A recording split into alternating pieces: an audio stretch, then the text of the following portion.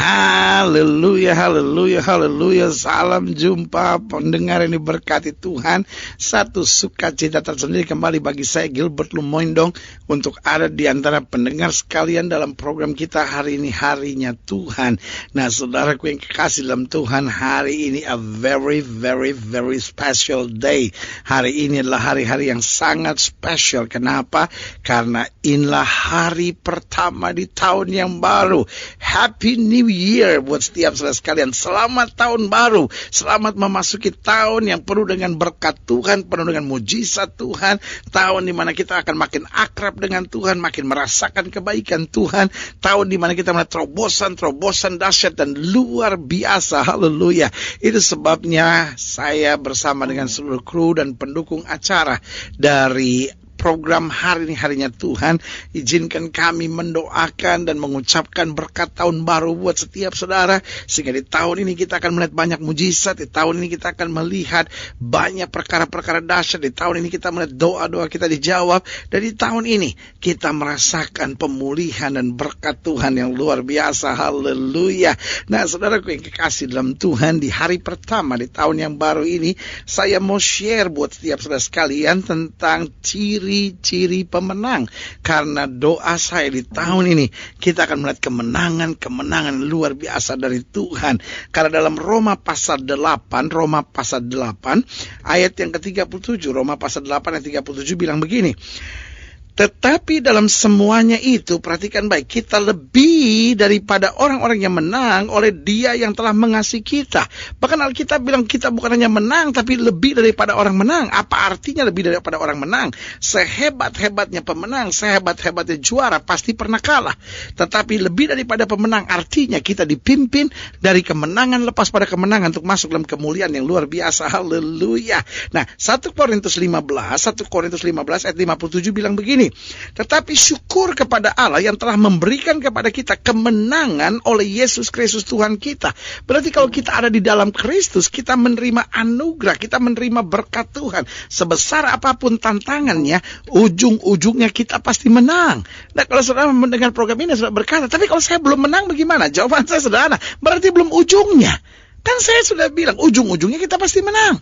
Jadi kalau kita belum menang, ya berarti kita belum di ujung. Jalan terus sampai kita melihat kemenangan itu. Nah, 2 Korintus 2 ayat 14 bilang apa? Tetapi syukur bagi Allah yang dalam Kristus selalu, haleluya, saya senang kata ini. Tetapi syukur bagi Allah yang dalam Kristus selalu membawa kami di jalan kemenangannya. Dengan perantaran kami, Ia menyebarkan keharuman pengenakan Dia di mana-mana. Ya kan? Syukur bagi Allah yang dalam Kristus selalu membawa kami di jalan kemenangannya. Alkitab tidak pernah berkata hidup seperti roda, kadang di atas, kadang di bawah. Hello, ya kan?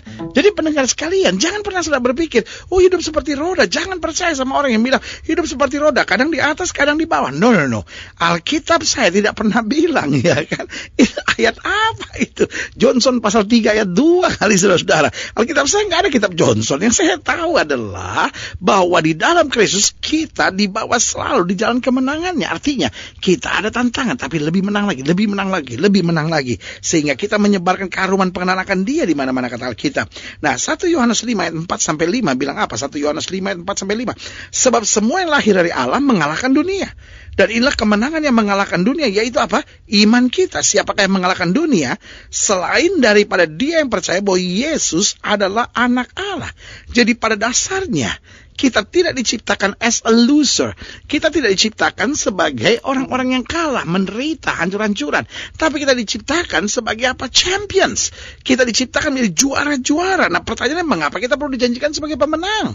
Sederhana, karena kita masih di dunia. Artinya kita masih dalam peperangan, kita masih dalam perjuangan, kita masih dalam tekanan. Masih banyak pemfitnah, masih banyak pengkhianat, masih banyak orang-orang curang. Kita masih di dunia. We are not in Eden yet. Kita belum tiba di sorga. Kita masih ada tantangan. Tapi jangan mundur, jangan menyerah, jangan khawatir, jangan takut. Karena kita pasti menang. Yang pertama, mengapa perlu dijanjikan kita sebagai pemenang? Karena kita masih di dunia. Yang kedua, karena kita punya musuh. Alkitab bilang lawan musuh iblis sama seperti singa berkeliling mencari orang yang dapat ditelannya. Setan pengen sekali ngancurin keluarga saudara, hidup saudara, pelayanan saudara, masa muda saudara. Tetapi sebagai hamba Allah saya mau bilang, Yesus janjikan kemenangan. Yang ketiga, kenapa kita perlu dijanjikan kemenangan? Karena memang kita belum sempurna. Alkitab bilang roh memang penurut, tapi daging lemah. Itu sebabnya Tuhan janjikan kemenangan buat kita. Sehingga di tengah kelemahan kita harus bangkit dan percaya bahwa saya diciptakan untuk menjadi pemenang. Nah, pertanyaannya, apa ciri pemenang? Yang pertama, pemenang bukan seorang yang sempurna, namun seorang yang mau terus disempurnakan. Jadi jangan karena kita ada kekurangan, jangan karena kita ada kelemahan, akhirnya kita kecewa dan berkata, mungkin saya beda kali, saya mungkin memang diciptakan untuk hancur kali, saya memang diciptakan untuk sengsara kali. No, Tuhan mau engkau menang. Karena pemenang bukan seorang yang sempurna. Jadi kalau sudah lihat, saya berasal dari keluarga broken home, saya punya suami kasar, saya punya istri kepala batu, tetap bukan berarti sudah bisa pasrah dan bilang, udahlah, hancur-hancurlah. No. Pemenang bukan seorang yang sempurna, tetapi di tengah keadaan apapun, dia mau terus disempurnakan. Haleluya. Yang kedua, pemenang bukan seorang yang tidak pernah gagal, namun seorang yang tidak pernah menyerah. Jadi kalau saudara melihat, pendeta, di minggu-minggu, di bulan-bulan, di hari-hari, di tahun kemarin, saya banyak sekali kegagalan. Nah, berarti tahun ini saya nggak bisa mengalami kemenangan, karena saya memang dasarnya seorang yang gagal. Nah, seorang yang pernah gagal bukan berarti harus selalu gagal. Tetapi seorang yang pernah gagal tidak perlu menyerah. Dia tahu ada tangan Tuhan yang menyertai dia, dan dia tahu Tuhan menjadi sumber kekuatannya. Sehingga sekali lagi saya ulangi, pemenang bukan seorang yang tidak pernah gagal, namun seorang yang tidak pernah menyerah. Jangan cepat menyerah, jangan cepat putus asa. Kita masih punya Tuhan. Yang ketiga, pemenang adalah seorang yang tidak pernah berhenti belajar dan berjuang. Jadi seorang pemenang bukan berarti semuanya udah beres. Seorang pemenang bukan berarti semuanya sudah disediakan. Seorang pemenang bukan berarti seorang yang gak akan ada masalah. Tetapi seorang pemenang adalah seorang yang tidak pernah berhenti belajar dan berjuang. Karena in every problem there is always message of God.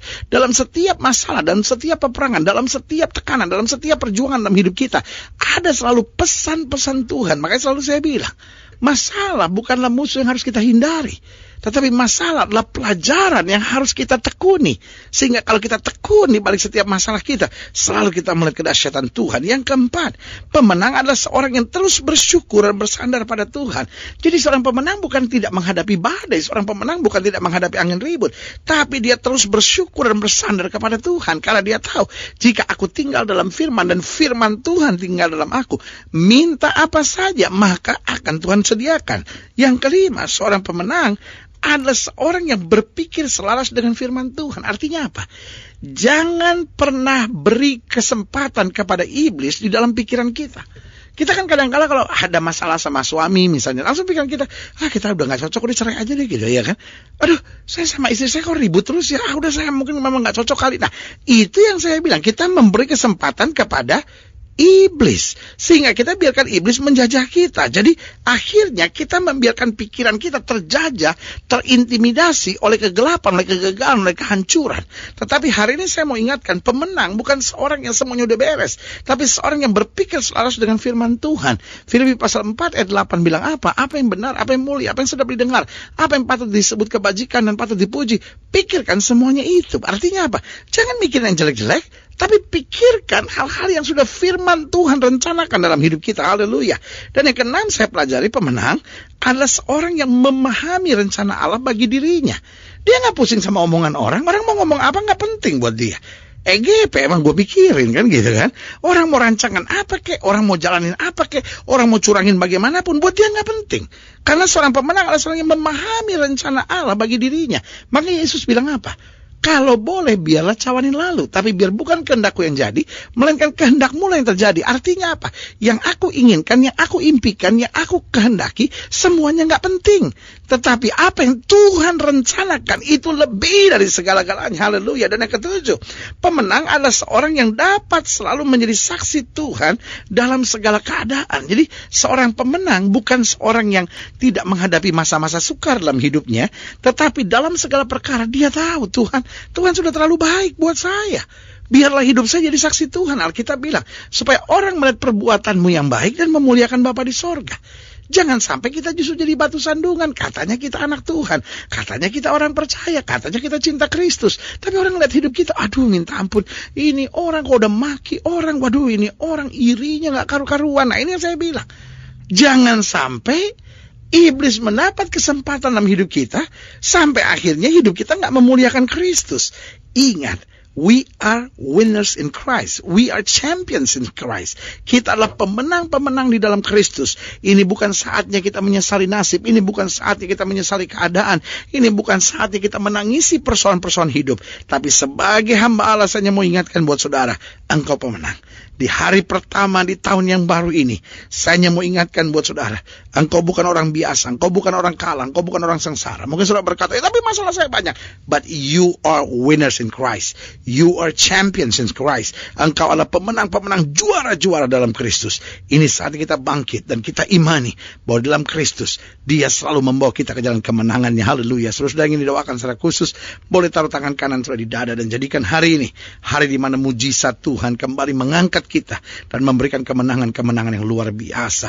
Nah, saudara-saudara yang taruh tangan kanan saudara di dada, angkat hati saudara dan mari kita berdoa. Bapa, di dalam nama Yesus, secara khusus hamba berdoa untuk setiap pendengar sekalian, sehingga hari ini, di hari pertama di tahun yang baru ini, kami menerima urapan kemenangan, kami menerima urapan sukacita, kami menerima urapan mujizat, kami menerima urapan kedekatan, keakraban, keintiman dengan Yesus di dalam nama Yesus, sehingga setiap mereka mendengarkan program ini Tuhan akan mengalami berkat, anugerah, kasih karunia dan kekuatan baru buat Tuhan di tahun yang baru ini. Hamba ucapkan berkat pemulihan buat keluarga, orang-orang muda dan kehidupan dan pelayanan kami sehari-hari. Di dalam nama Yesus kami berdoa. Haleluya. Amin, amin, amin. Saudaraku yang kasih dalam Tuhan, kita sudah berdoa. Ingat, Allah tidak pernah lalai menepati janjinya.